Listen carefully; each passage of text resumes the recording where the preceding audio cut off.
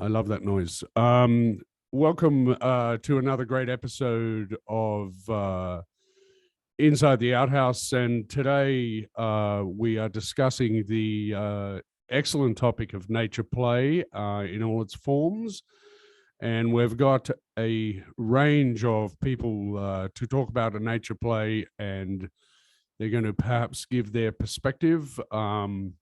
We did throw some burning questions out into the socials and into the website and emails earlier on. I'm just going to throw over to Cherie to do acknowledgement of country, and then we'll perhaps get started on a bit of a discussion about nature play. Thanks, Cherie. Thanks, Pete. In the spirit of reconciliation, Inside the OutHaus acknowledges the traditional custodians of country throughout Australia and their connections to land, sea, and community. We pay our respects to their elders, past and present, and extend that respect to all Aboriginal and Torres Strait Islander peoples today.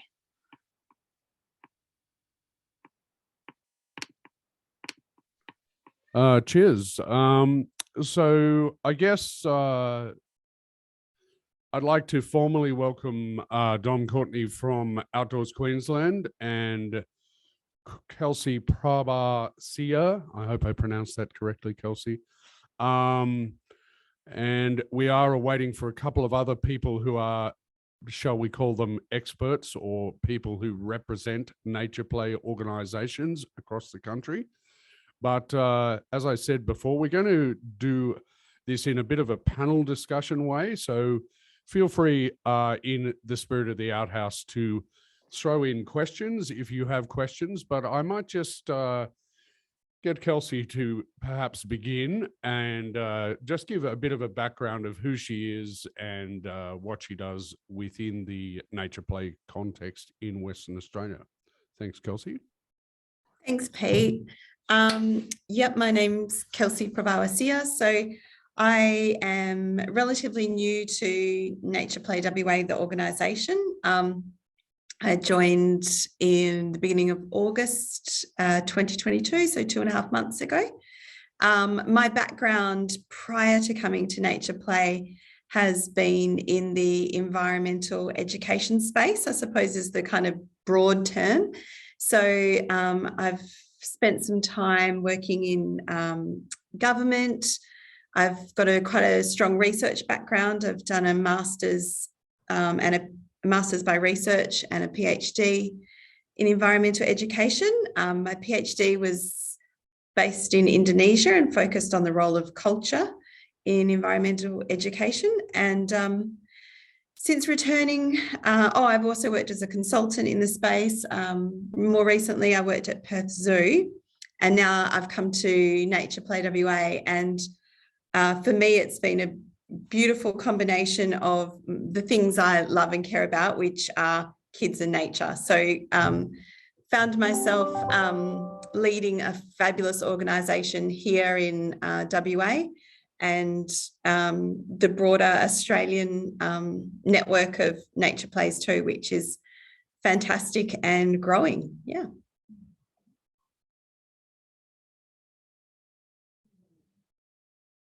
Okay, Dom, as we're not considered to be biased to the West, could you just give a bit of an introduction of the Queensland element of nature play? Thank you. Happy to, Pete. Thanks, mate. Yeah, so Outdoors Queensland, we've been running Nature Play Queensland as a program of the organisation, and that started in May 2014. We had really good support from NaturePlay WA to make that happen. So, you know, we hold a licence from NaturePlay WA to run NaturePlay Queensland, and really have done that role of, I mean, the whole thing is about normalising outdoor play for kids. And I did like your question of, is it that simple? And it's a funny thing to think about play for kids as being simple, and it either is very simple or it's the most complex thing in the world, because, you know, we'll have these discussions, I'm sure, but play for kids is actually learning, and it's so important for them, and it's also all about the development of the physical literacy side of things. But the big part that we've been doing goes to exactly what Kelsey just said is, and I think this goes back to the Richard Louv stuff as well, is why that, what it's actually about building advocates for nature and kids who are connected to the environment around them, and including all the outdoors. So I think it's such an important piece of work, and it doesn't have to be too complicated. It's just got to get done. That's probably the key part.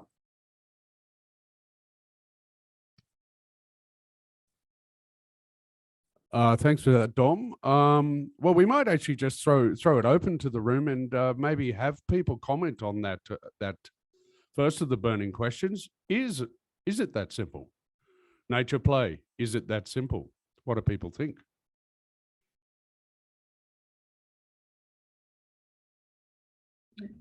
Shall I have a go at answering that one, Pete? I think some of us take for granted how easy play is, and I think at a broader level, nature play is that simple. It's playing outside, so not that difficult. And for those of us that grew up playing outside, it seems like the most natural thing and the easiest thing. And ideally, that's what it would be. But I think one of the things that we're finding through working with parents with little ones in particular is there's a lot of families that they're not really sure how to do it. There's some fears involved. There's maybe a lack of knowledge around their local area. And if kids haven't been introduced to play, sometimes they're not really sure how to do it either. So it's something we tend to take for granted. And we always say that nature play is a verb. It's not a thing. And it is. But I was at a primary school last week where they were explaining to me that they were helping the children to learn how to play at recess and lunch because they just felt like their kids weren't engaging in imaginary play and physical play. They were just kind of running around wildly, screaming and running into each other. So I think while it is a really simple idea and simple concept for those of us that are used to it, there are some kids and families that probably need a bit of support to get warmed up. And once they're warmed up, then I think it is pretty simple.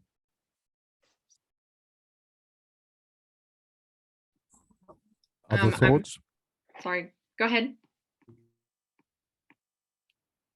I was just asking, do people have other thoughts? Go ahead. Oh, sorry.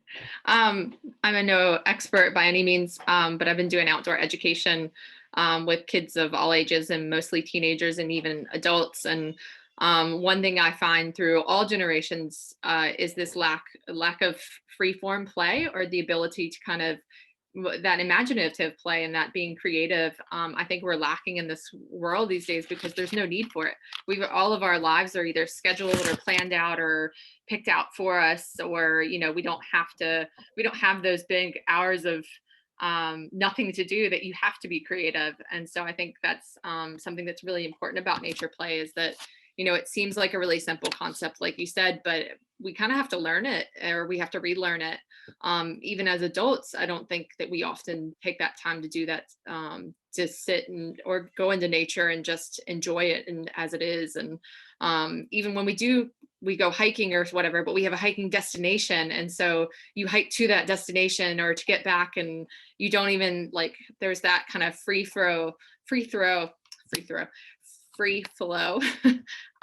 hiking that some people can do, and it's where you just go and just see where it takes you or what you notice along the way, rather than just getting where you're going.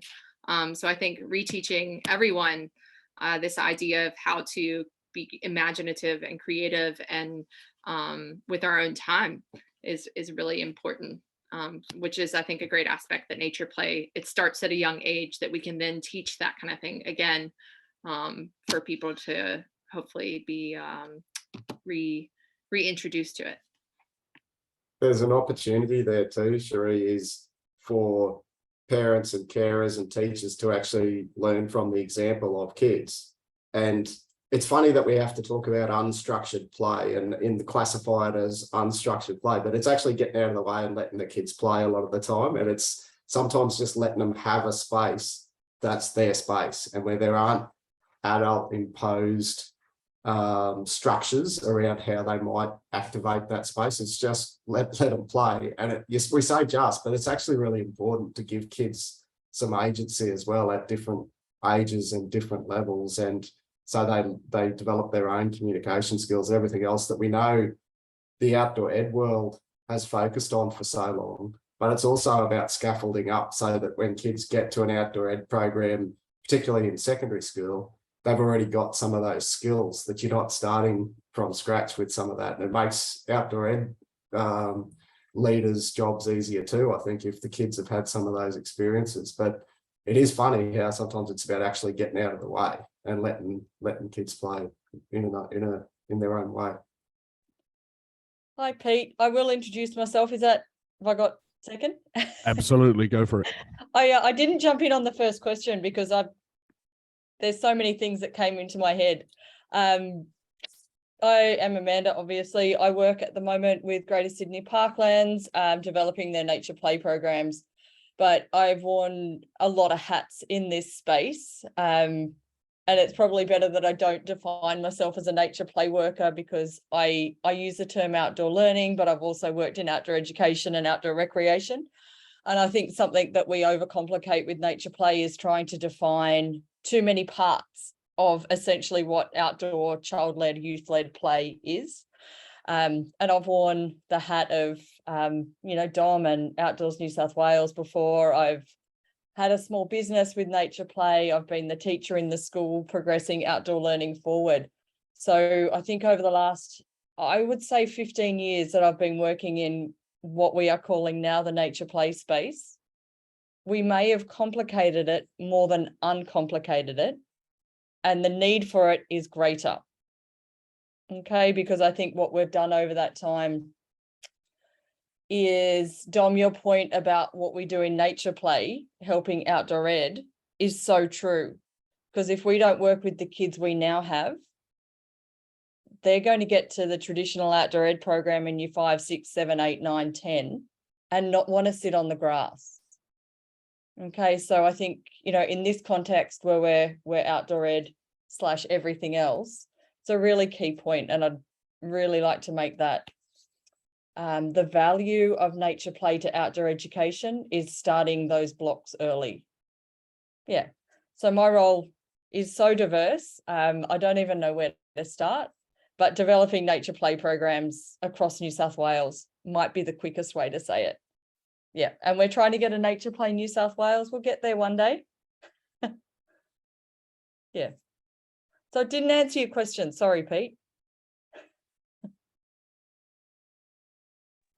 All good. I think it was a great segue, and I think perhaps from the simplicity of playing in nature, then we can develop people's relationship into the more complex relationship with nature that they perhaps have, hopefully, as lifelong natural learners.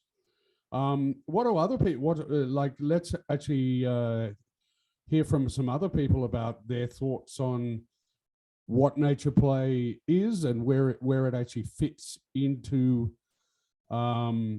education or environmental education in this setting.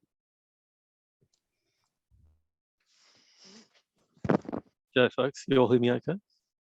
Yeah, cool. I actually think nature play is probably becoming more complicated in more recent years, with more urbanized societies and computerized communications and everything else that young children are exposed to these days. I heard Julia Gillard on the radio this morning talking about early learning and the Royal Commission she's going to be doing in South Australia, and she stated that those early development years are so important for young people. Now, I grew up where my nearest neighbours were over a mile away. I had 7 siblings. I was on a farm, and town was like once a week, your big trip into town. No television until I got into high school. And so, nature play with the siblings on a farm with horses and goats and everything else, drains and bushes and stuff, was just natural. It was so easy, Pete. It wasn't complicated or difficult. But now I look at my kids living in a city of 100,000 people with computer screens all around them and urbanized sort of environments, and it is much more complicated now. And I do think that we need to make more of an effort in today's age than we ever have before. And hence why all you good people are here doing great work in places like Sydney and stuff, because yeah, we need it. So yeah, I think it's becoming much more complicated, and whereas once it was just normal. You go to Nepal and you see the kids playing in a rubbish tip with some old cans pushing down a hill, and you just think they're just out there getting dirty and playing and staying safe, not even getting hurt. You'd think they would, but yeah, in our modern societies, very different story.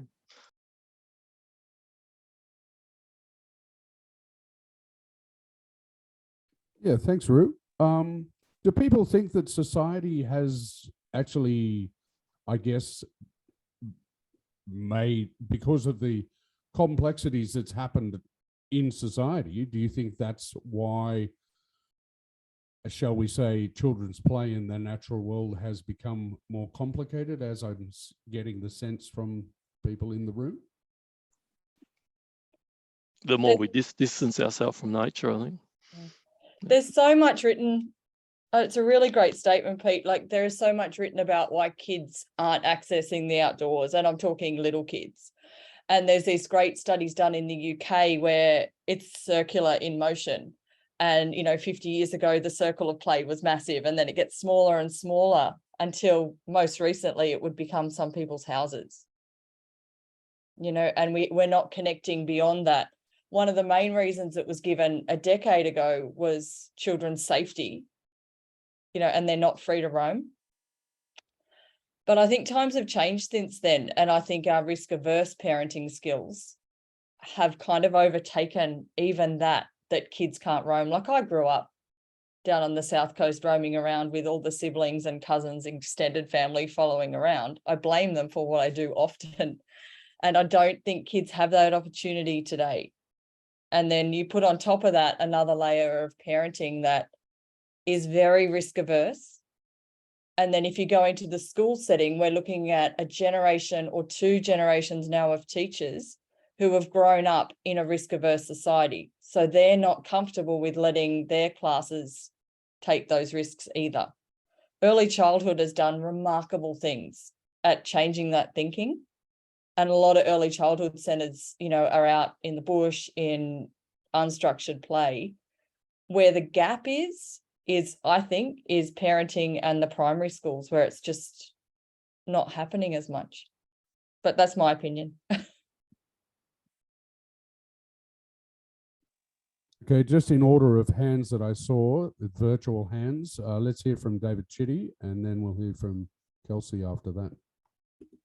So a secondary area that we might need to work with is urban design. I mean, we don't exactly design our towns and cities to have enough green spaces for children to play. Yeah, and our schools are quite small often. Yeah, you clean everything out, chop all the trees down, so there isn't any even good play areas in a more bushcraft setting in our schools. So perhaps some talking urban design and construction might be something we have to look at.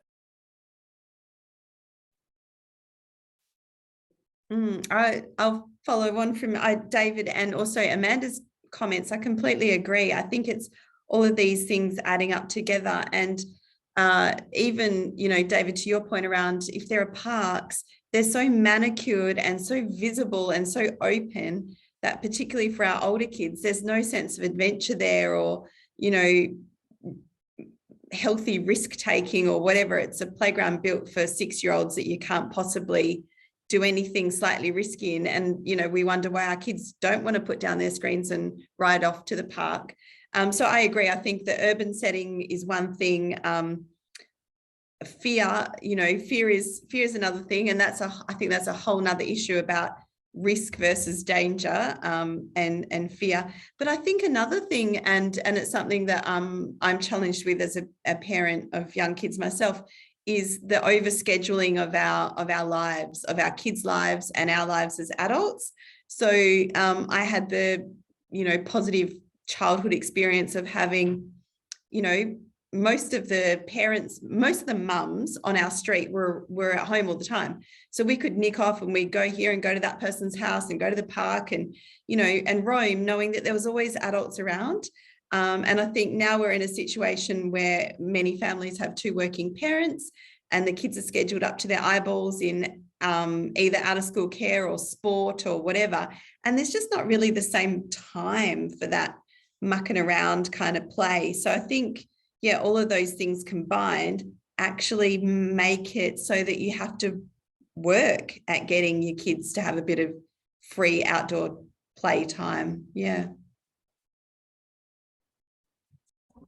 Some of the outside school hour care centres have actually really picked up on that and created some really cool play spaces for kids in schools or next to schools for exactly that reason, because they realised from feedback from kids and from parents saying the kids are not getting opportunities to do it elsewhere. So they're sort of filling a gap, but there's something different of kids doing it by themselves. And there's also when they're getting out there and showing the parents some of what they've might be able to do as well. And that side of things is a different aspect to the whole world of nature play, where the kids actually have potential to be the leaders and tell their parents about, I don't know, some bizarre insect that they've discovered through school. Yeah, I agree. Hi, everyone. I've sort of just bombed your meeting. I've done a couple of research projects at Mary Cairncross and at the Botanical Gardens at Mount Cootha. And, you know, some of the challenges have been that there's this perception that the teacher is the expert or the environmental educators have to be the experts. And that idea that Rachel Carson used to say about, you know, an accompanying adult, and that's so important that in our projects we called it listening to children, and they were positioned as the experts and the adults had to take a back seat, and the children just loved it. They loved showing the adults. We gave them some tools, we gave them you know, drawing materials and digital cameras and magnifying glasses and little finders so that they could look closely. And that wasn't a distraction. It actually gave them permission and in fact relaxed the adults to say, well, they're learning, but the children directed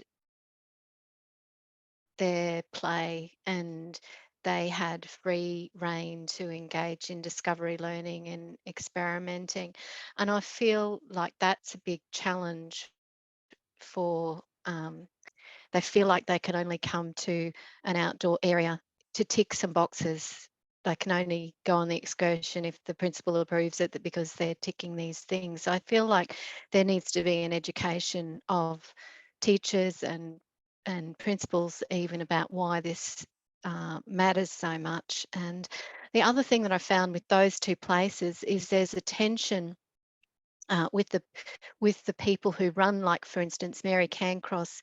The goal of that place is conservation and protecting that space.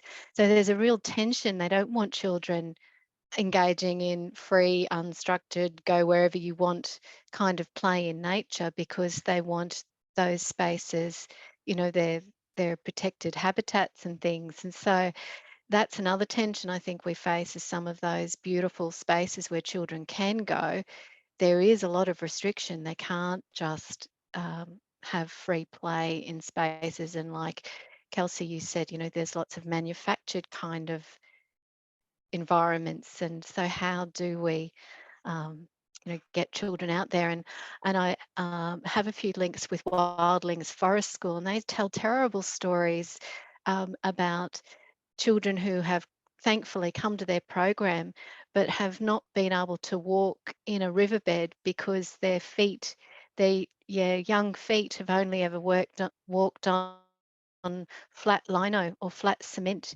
So their developmental growth of how their feet forms means that they can't even walk bare feet in natural undulating ground and riverbeds and things. So, you know, there's lots of concerns there.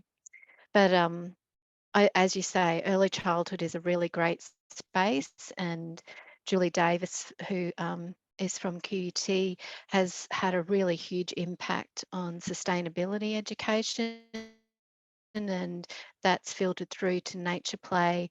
And I think you'd be hard pushed to find early childhood educators who don't have sustainability and NaturePlay as a strong pillar in their educational philosophy.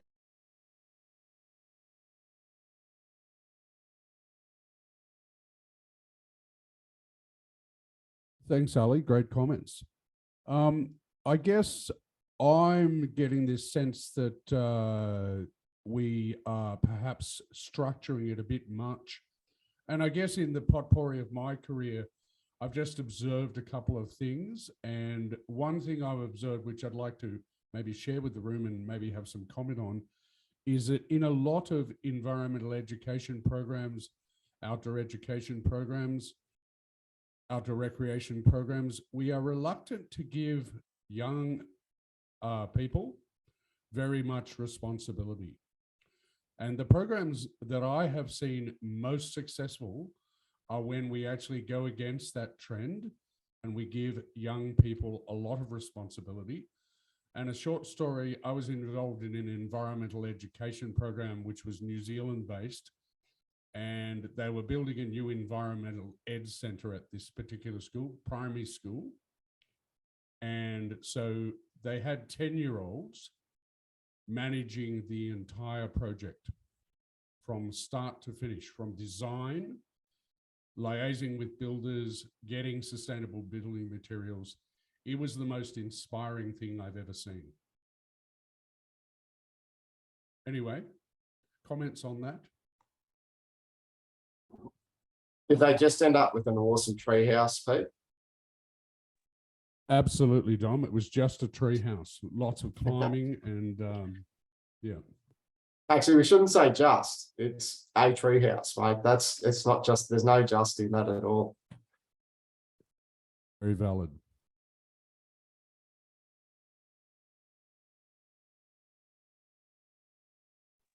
David, I see your hand up.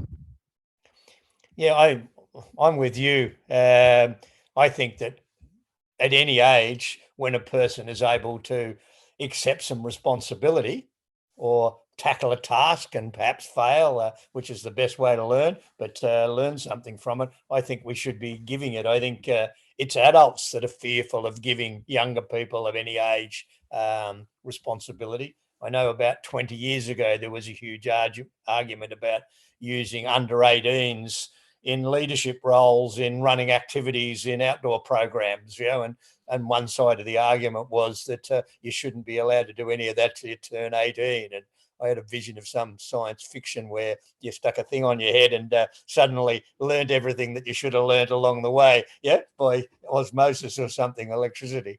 So, I mean, I think we need to get away from that. Adults have got to run things, yeah, and we've got to mentor people, not only when they're older, but mentor people right from when they're first able to understand responsibility. I just wanted to add entry level positions where you need 10 years, 20 years experience.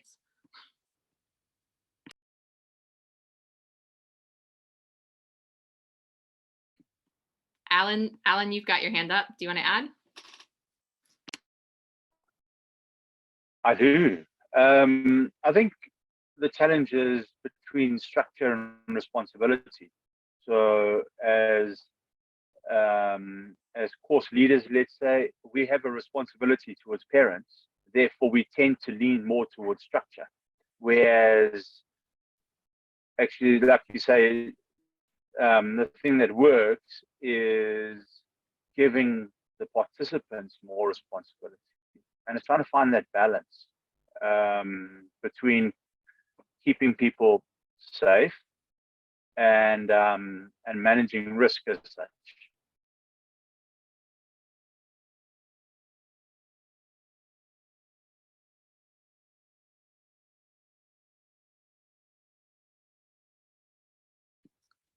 I think going along these lines of structure and stuff, I put a question kind of in the chat to everyone that I think, we talk about structure and our responsibilities and stuff like that. And I guess how limited are we in our free structure or unstructured play by our governing bodies, by the parents, by the teachers, by everything that kind of there needs to be structure in order to have these things. So how do these kind of things play into it? Insurance is also probably a really big one, I would assume.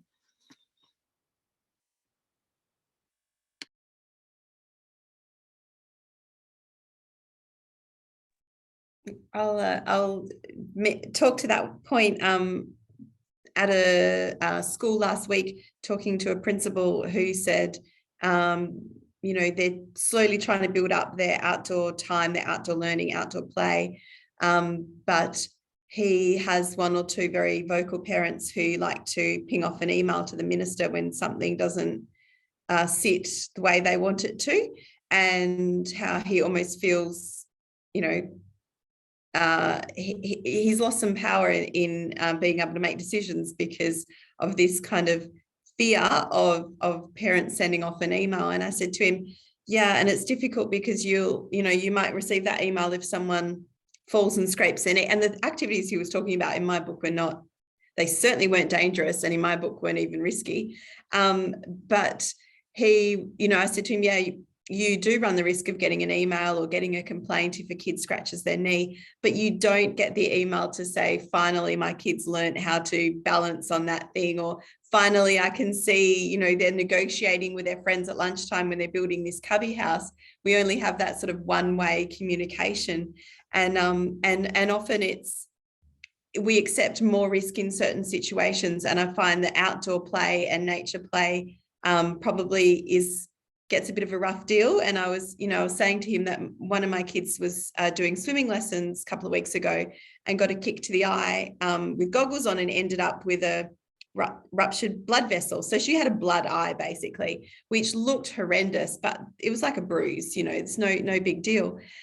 And, I accepted that because that's part of swimming lessons. And we all know swimming lessons are very important for West Australian children, but, children in general. So no one would ever question, do we need to stop doing swimming lessons? Are they too dangerous? But if she had copped that blood eye from playing in the cubby or playing in the bushland, you bet the school would have investigated whether that's too risky or that's too dangerous. And so I think probably for us working in the area, we need to really focus on what the benefits are and what's the risk of not playing. If they're not doing this, then what are they at risk of? Because we need to get it to the point where, like swimming lessons, we're going to say, well, the risk of not doing it is so much bigger than the small risk of sustaining some injuries along the way. And yeah, for me, that was quite a clarifying moment that, okay, I need to start talking about, well, what's the risk if we don't do it, rather than what's the risk if we do. Can I just butt in? I know there's a couple of hands up, but just on that too, we had the principal of the Swanson School in Auckland, Bruce McLaughlin, came and spoke at a summit a couple of years ago now, and he broke out. He had no rules at all in his playground, and he said he went from incidents and complaints being reported at a relatively high level just from kids playing sport and that sort of thing, and injuries, to the point where they weren't getting any incidents reported. There were no complaints. And he said it was partly because the kids, they might have actually got injured, but they didn't want to stop playing. So his take on it was that it would actually reduce the risk of the school because there was nothing reported once they had their ridiculous rules. And there's some really good information about it. If you Google the Swanson School in New Zealand, they made a few videos and there's kids rolling down hills in tyres and doing all sorts of wonderful things. And yeah, Bruce is a really interesting school principal where he just went, no, we're not having rules in the playground. The kids can do whatever they like. If they want to ride their bike down the steps, well, yep, they'll learn. And it was really amazing. And yeah, just check it out if you get a chance. Can you just throw the name of that school into the chat, please, Dom? That'd be great.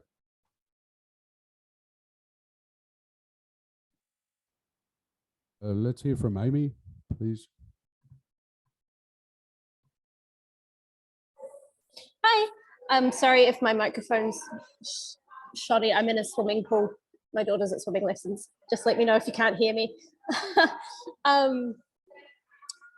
Yeah, I'm the same. It kind of depends on the environment that you're putting the NaturePlay in, as far as how accepted it is and how far you can go as far as the rules are concerned. Like if you're in a public school versus a private system, you've got a lot more control over what you can do, or even a private enterprise, because the parents have chosen that environment for their students or their children, as opposed to a public school where, you know, it's all cookie cutter and this is what we do. And so if you throw something new into the mix, the parents are like, whoa, what is going on? And you have to spend that time educating them about the benefits of the NaturePlay and the outdoor time. Whereas if you've got, you know, like the nature school up in Port Macquarie, or even just a little NaturePlay business for toddlers, or a specific nature-based preschool, parents have specifically chosen that environment and that type of education for their students, for their children, and they know what to expect and they know exactly what's going to happen. So you're going to have less complaints with incidents and things like that, because the parents are understanding. I think moving it into the public sector, there needs to be a lot of education on the benefits, and that's hard because of all of the people all the way up here going, oh no, we don't want to deal with the risk involved with you doing that. They're just looking at the bottom line rather than, oh, hang on. Like you know how we do risk benefit analysis for our risk assessments. Instead of just looking at the risk, they need to be shown, yes, this is the risk of what's happening, but this is what they're going to learn from it, and you know, which is more important. Yeah, how do I put my hand back down?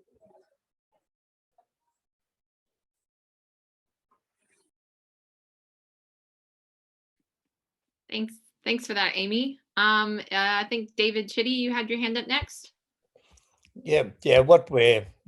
If teachers are frightened of principals' reactions, and principals are frightened of school boards or senior management adverse reactions to minor complaints, what we really need to be doing is not only educating, of course, those parents and teachers and the people at the bottom of the pile. We need to work on the people at the top of the pile, the politicians, the senior bureaucrats in education departments, because if they're not supporting the people down at the coalface, then there's a failure of leadership, and that's normally where things go wrong. And if they need to be sort of sold on the values, and of course their responsibilities to support people in making sure that young people are able to experience this type of valued life skill options.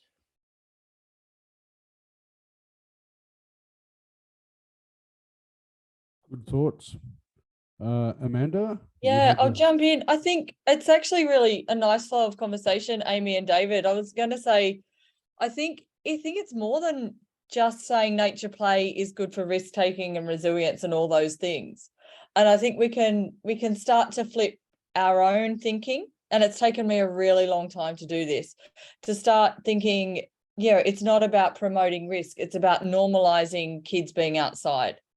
And that's, David, like for you to follow on from Amy, it was so brilliant, because we're trying so hard to get into the education department, the Department of Planning, all those sort of places that impact on children's play and development. And that's why the outdoors associations across Australia, like, outdoors, whichever state, and all the nature play bodies are so very important, because they're the ones continually advocating. And I don't think people realize that is kind of the first step, and the successes that we can see in some of the nature play states where it's, it's more normalized. I can see a real difference in some of the other states, and that's, it's not a better or a worse situation. It's just different. And I think we can start to switch our thinking and go, okay, they're going to go and think it's really risky for kids to, I don't know, climb up a tree. they'll also say things like, yeah, but if they're playing outside, they're not learning. And I think, like Kelsey was saying before, flip it all on its head. Come in with the answers to those questions as a positive conversation. Not feeling, I feel that nature play has an image problem. I feel that we're constantly trying to fight back, and let's just, I think, flip it, change our thinking and go, it's all positive. This is what we do. This is how we do it. And almost go, yeah, we know that happens, but direct the conversation our own way. And it's, I think we've got to mature as a nature play space in Australia. And we've seen other countries where it is completely normalized in Scandinavia, and they wouldn't be having these conversations. But I think you can see outdoor ed, environmental ed, outdoor learning, nature play all coming together on these conversations. And it's so amazing to see over the last, I don't know, maybe 4 years, not even 5 years. It's a really short amount of time that these conversations are going into all aspects of education, which is then going to influence, the parents and XYZ. So it's, I love listening to the conversation, just thinking, okay, and how can we move this on? That's where I am. I've been playing for a while. I also have a 2-year-old, full disclosure, who, has I can hear Thomas the tank out there while his dad's cooking him dinner, but has spent a number of hours outside playing. Like, I do understand the pressures that we're in with working parents and everything. So I don't want, full disclosure of where I'm sitting at the moment and what I'm listening to as well. We're not perfect. Should, in Australian context, nature play be extended to all of us? I need to get out and nature play. Yeah. Maybe we need to win over all those naysayers at high level. We should be thinking that they need to get out and play, and if they get out and play, they'll see the value of the same thing for the younger people. So perhaps we need to turn the whole thing on its head and push everyone to nature play. You're so right, David. Like, we go hiking with a mate of mine, her 4-year-old and 2-year-old often. And we will joke that it takes us forever because we walk across, the track like that. And when you start seeing nature with the eyes of children, and Kelsey, you would have done a lot of that research too. When you start seeing, nature in the kids' eyes, your whole world changes. I encourage teachers and adults I work with, and friends that I might be out walking with. You think nature is up at your eye level, but not if you're 4. So get down low and see what's out there and start seeing it through their eyes, and then you are playing. Like, it's a shift in our thinking, and we're on this really fast-paced lifestyle where busyness is the norm. It doesn't have to be. Like, you can stop and look at that flower for 18 minutes, even though you really want to get to the end of the walk. Yeah. Anyway. If no one else has got their hand up, I'll jump in. It's so nice to have conversations with people who are thinking, along the same lines.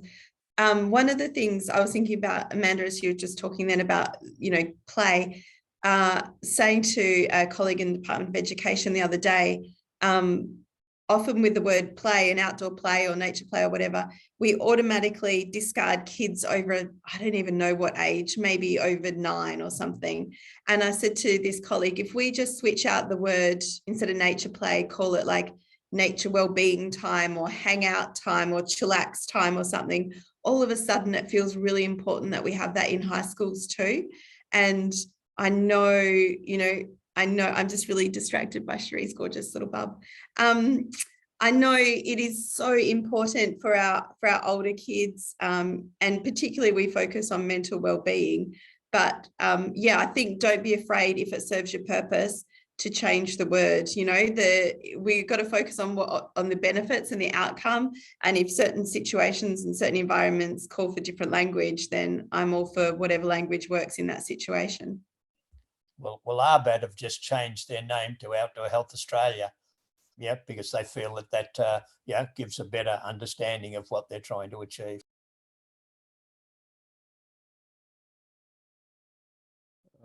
Just a comment. Do you think that in our environmental outdoor education programs, I feel like the programs that I definitely work in suffer a bit too much from too much structure and not enough time to actually just your imaginative exploration. And I think play can actually extend right into adult learners. And I think adult learners can actually learn a great deal from playing in nature too. Well, as any whitewater kayaker will know, yeah, most of them have little tiny play boats, yeah, and that's what they do. They go out and play in a rapid.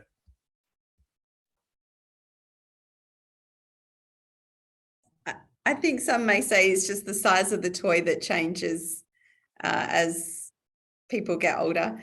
I completely agree. I think the idea that we all need it is, it's obvious. Yeah.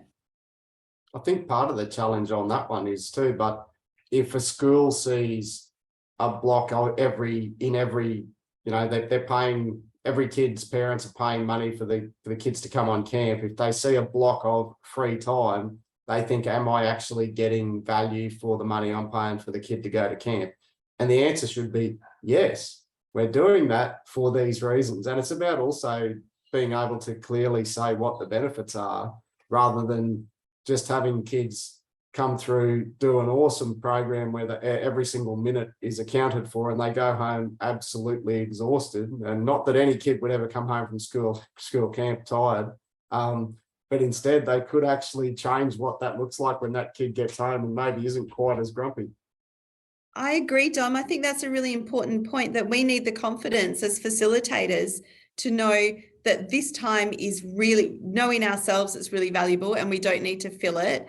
And secondly, to be able to communicate that value to the parents. And often as participants, well, almost always as participants, afterwards, you know the value because you've had the good experience of it. And it's, I mean, same goes for spending time in nature with your kids. But one of the things I was reading Pasi Solberg's book the other day about Let the Kids Play, and saying, in the Finnish system, they have a maximum of 45-minute lesson, a compulsory 15-minute break, outdoor break, unless it's extreme weather, and snow does not count as extreme weather. And saying that not only is that a fantastic time for the kids to unwind and let off steam and move about, but also for the teachers and the educators to have a little break where you can have a breather, check in with a colleague, run past some ideas. And I think having that courage to acknowledge we know the research is there, we understand the benefits, we also understand the risk of not doing that and the impact it's having, and then being able to communicate that, which I don't think in a lot of, formalized education settings in schools and outside of schools, I don't think we're quite there yet.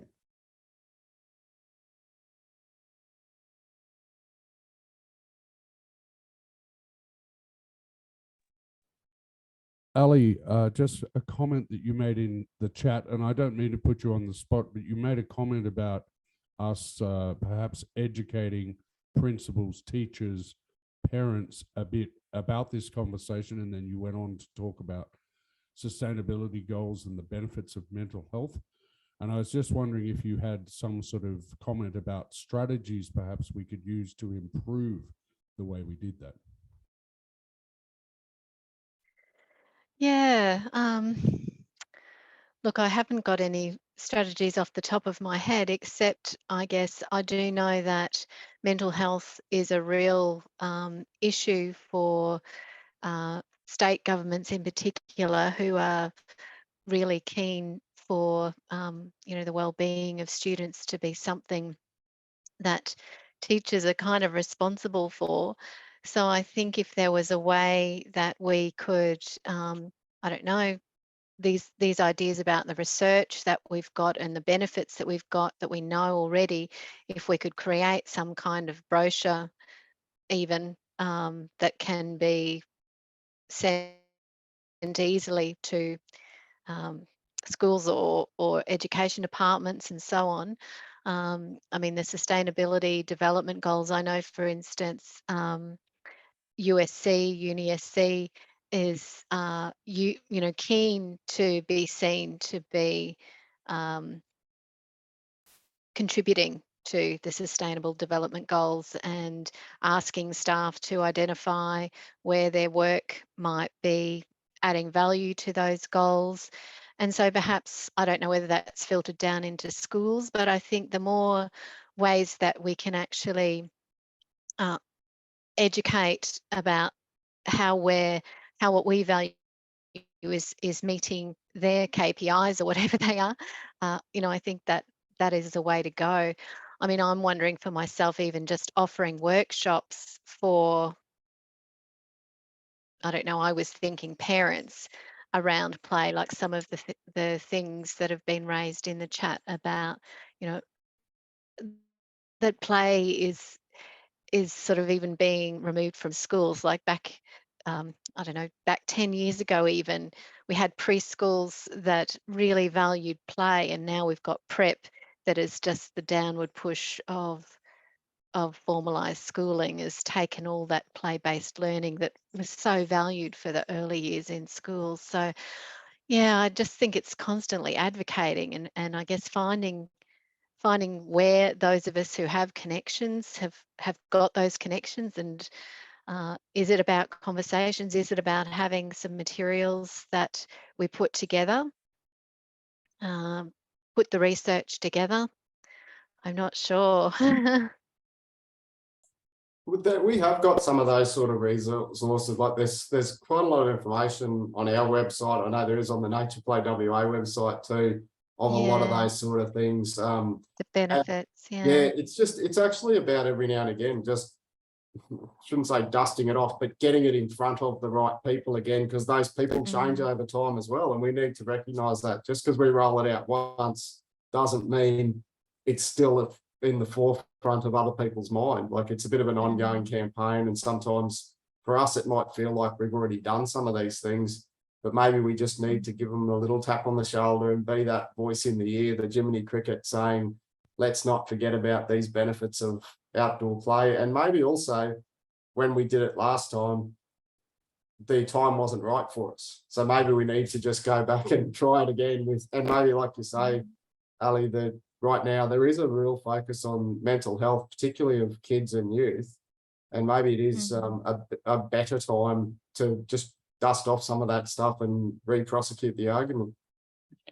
It's good point. And I wonder if we've got a minute. Oh, sorry, we've got, the Minister for Early Childhood now, which is, the first ever.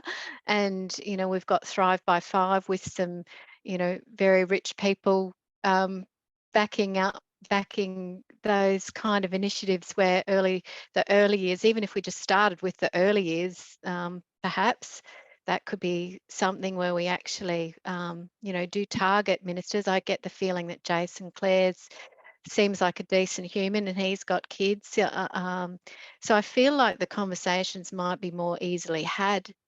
So maybe it's just formalizing a strategy where we actually can, make those conversations, initiate them.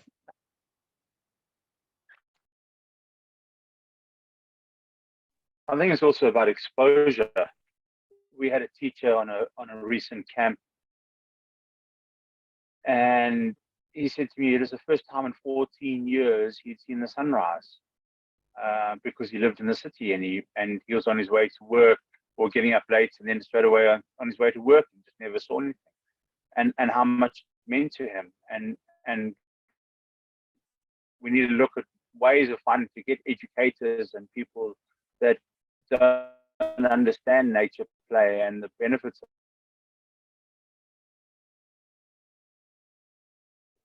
I don't want to push in. I think, Amanda, did you want to say something first?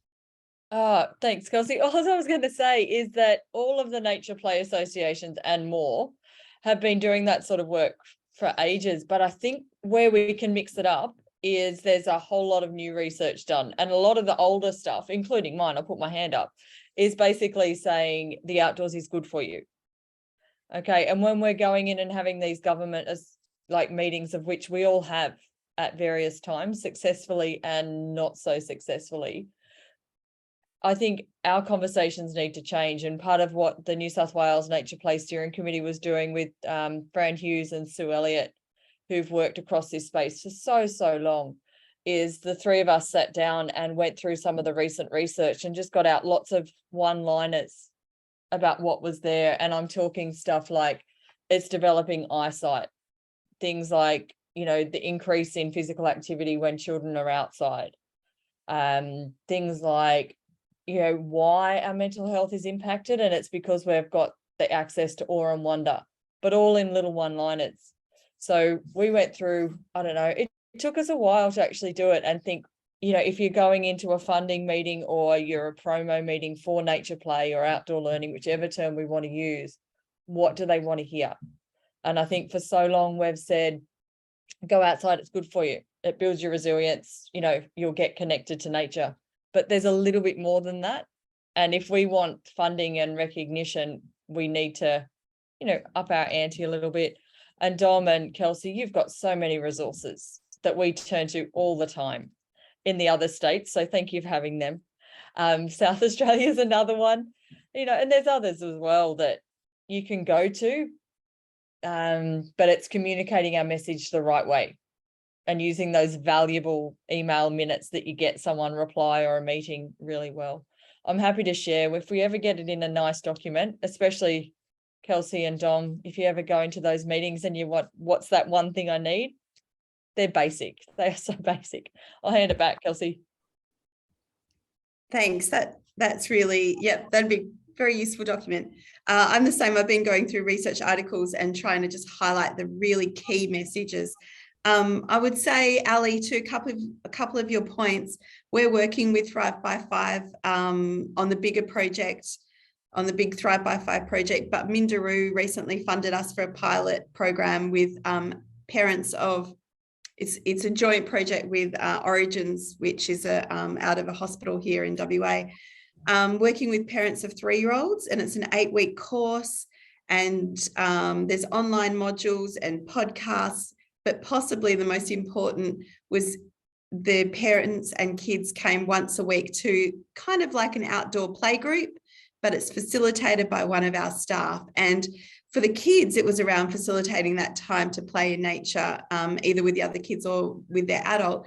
But for the adults, it was each week learning about their development and where they're at and how this time that they're spending is enhancing that development or catching them up in bits, particularly for little COVID babies, in bits that they didn't, you know, they haven't had access to.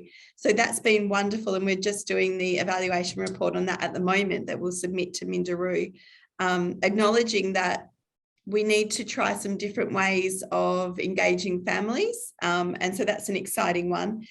We have a research section on our website where you can search for all kinds of research. We're constantly looking for latest things to include there.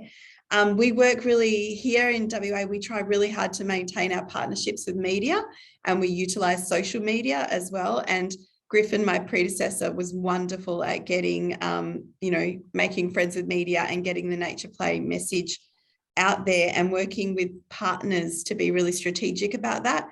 We want to work with families, but we also want to work, and we do work with other government agencies, and we want to work with schools, but we want to work with the education department because that's where we can really see some big change. And I think possibly controversially, I think we need to acknowledge that our education system is contributing to some of the well-being issues that our kids are having, and therefore has a very strong role in counteracting that. And yeah, and I don't think I'm the only person to say that, particularly if we look to other countries. I think we'll acknowledge that our focus on standardized testing is not helping. Our current approach to education is probably not, it's not helping in our standardized testing scores, that's a fact, and it's probably not helping with our kids' well-being either. So there is a really big opportunity, I think, for those of us that work in the outdoor learning space or the play space or nature education space to try and counterbalance some of that negative impact that we've seen, particularly through COVID.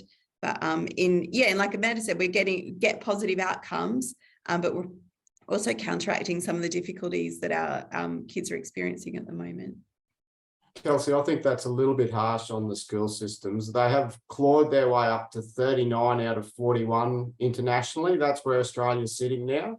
And, you know, we're no longer last. It's awesome. We're 39th in the world. I heard a stat today. So, yeah, I don't know. Sorry. Over to you, Dave.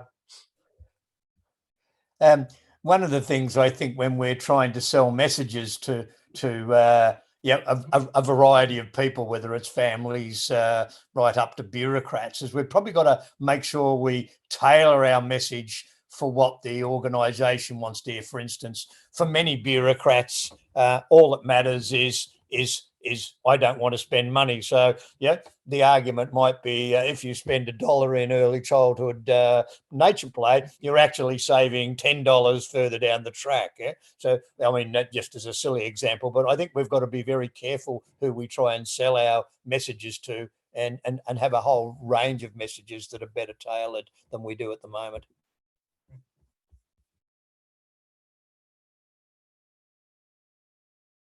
Great thoughts. What a stimulating discussion. I'm sure we could go on for hours. I would like to actually thank Tim, who seems to have left our company, but he was pretty integral in getting at least half this panel together. So thanks very much, Tim, and hopefully he will continue to do his great work inside the OutHaus.